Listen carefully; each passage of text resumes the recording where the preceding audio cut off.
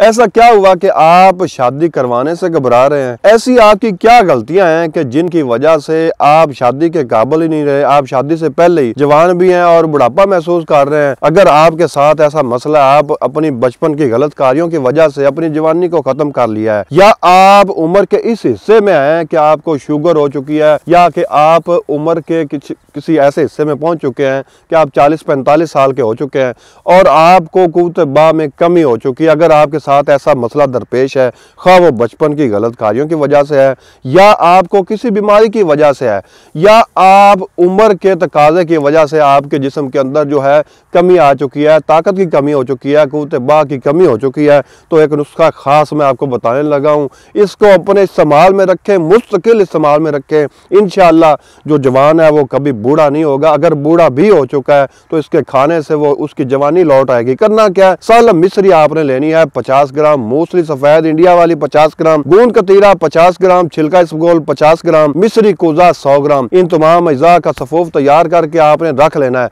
इस सफूफ का आपने ना खीर बना के खानी है, मुसलसल 1 माह तक खिलाएं। मर्दाना कुव्वत उसकी कम हो चुकी है या उसकी टाइमिंग कम हो चुकी है, इसके इस्तेमाल से इंशाल्लाह बहाल हो जाएगी।